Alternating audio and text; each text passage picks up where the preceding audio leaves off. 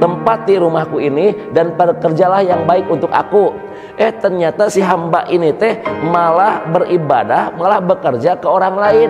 Bagaimana perasaan si tuan itu? Sini itu, Bu.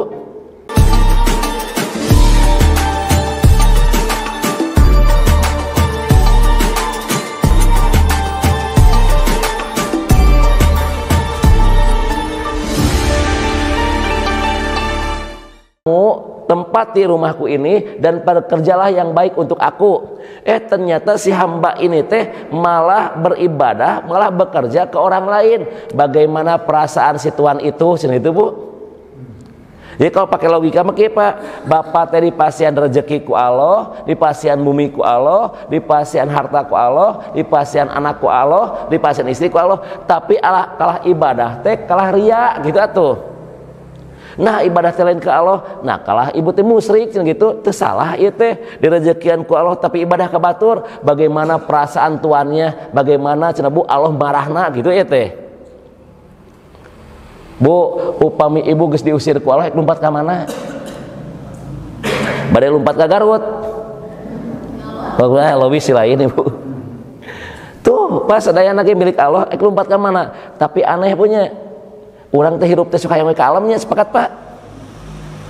Dan saya Pak baca di kitabnya Imam Al-Ghazali bahwa manusia itu cuma mempunyai 4 sifat Pak. Kahiji aya si urang teh na diri urang teh sifat Allah Pak, sifat rububiyah. Nu kaduana aya sifat setan. Nu katilu urang teh ngagaduhan sifat binatang ternak. Nu kaopatna urang teh mempunyai sifat naon Pak? Binatang buas.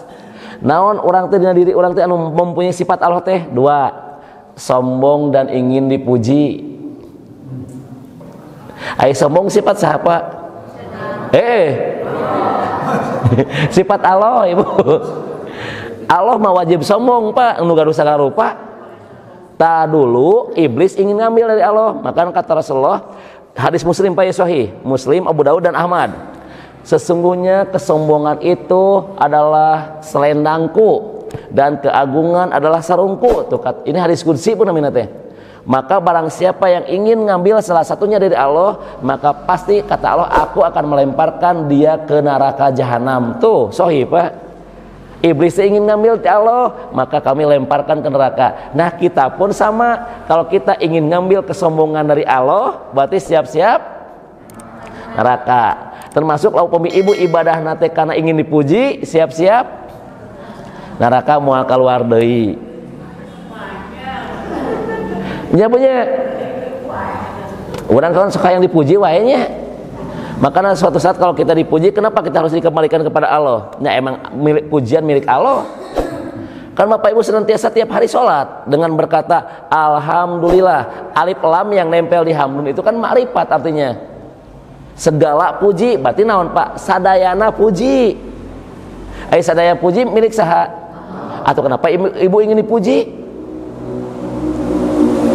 Nah, Bapak kan kalau Bapak ingin dipuji oleh manusia, berarti Bapak teh sudah mengambil puji dari Allah satu, lemparkan neraka, apa nu kieu mah? Tuh yang ketiganya kita teh mempunyai sifatna yang kedua, sifatna naon Bu? Sifat syaiton. Naon Bu sifat syaiton? Membangkang. Kan kata Allah, hei iblis sujud. Iblis kemana ngomongna? Moal itu. Apa yang menghalangi ketika aku perintahkan untuk sujud kepada Adam? Ana khairu minhu, aku lebih baik darinya. Khalaqtani minar wa khalaqtahu min tin. Engkau ciptakan aku dari api, sementara dia Adam itu tercipta di tanah pelaan. Ya Allah kudu sujud mah tuh ngabangkang Pak. Kemudian yang ketiganya kita mempunyai sifat binatang ternak. Naon Bu? Rakus. Rakus tamak ulah ku batur we Pak, hayang ku urang kabeh. Tapi Pak ada di dunia ini orang yang paling tamak, paling rakus di dunia.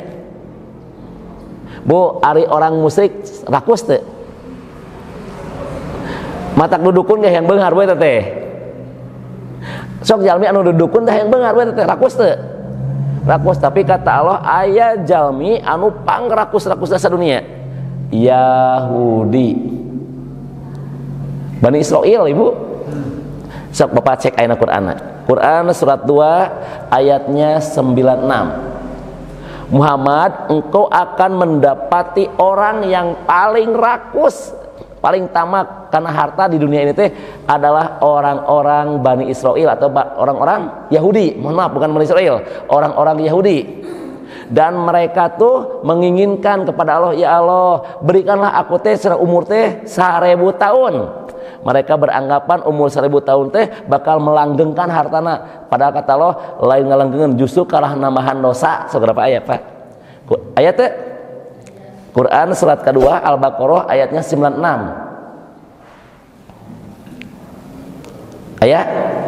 Ayatnya bacakan ayat dan sing tarik. Dan sungguh engkau Muhammad akan mendapati mereka orang-orang Yahudi, manusia yang paling tamak akan kehidupan dunia, bahkan lebih tamak dari orang-orang musyrik. Masing-masing dari mereka ingin diberi umur 1000 tahun, padahal umur panjang itu tidak akan menjauhkan mereka dari azab, dan Allah Maha melihat apa yang mereka kerjakan. Ayat punya. Nah Pak, jadi itu Nabi Yahya ngajarkan ke umat teh sok anjeun teh ulah musyrik. Nu kadua apa? Tinggal nu kadua perintahna. Tuh.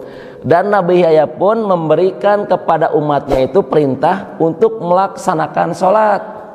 Tadi kasih perumpamaan, kata Nabi Yahya, Allah akan senantiasa menghadapkan wajahnya ke eta hamba selama eta hamba sholat teu culang cileung. You know culang cileung Ibu? Menoleh banyak. Culang cileung menoleh ke kanan ke kiri, cenah tuh Allah akan senantiasa menghadapkan wajahnya selama eta hamba teh salat teh fokus. Nu katilu tuh, nu katilu, dan aku cenah diperintahkan oleh Allah untuk melaksanakan saum. Geus aya Pak, saum ge. Kemudian tuh kata Nabi Yahya, perumpamaan orang yang saumah, bau mulutnya orang yang saum. Nah, di sisi sahabu, sisi teman ibu, bau naga ibu ya adek. Tuh Nabi Yahya ge saum terus diamalkan ke umatnya. Nu kaopatna Bu, tuh sedekah. Ya. Namun orang mah meureun sedekah teh zakat aya nama Pak. Karena kadang-kadang Allah menyebut nama zakat naon Pak? Kadang-kadang Allah nyebut zakat na Quran naon kata-katana? Sedekah. Innama sodaqotun tuh. Sesungguhnya zakat itu sedekahun Pak tulisanana. Anu kaduana Quran surat 9 ayatna 103. Hud min amalihim. Tuh, ambillah dari mereka zakat tuh Pak. Jadi kadang-kadang Allah menamakan zakat itu dengan nama sedekah. Karena sedekah terbagi dua, ada sedekah wajib dan sedekah sunat. Salah satu sedekah wajib itu zakat. Sedekah teh yang membenarkan jujur. Namun orang jujur beriman kepada Allah, maka dia pun akan mengeluarkan harta yang kita cintai. Maka napa lamun orang mengeluarkan zakat musyrik cek Allah.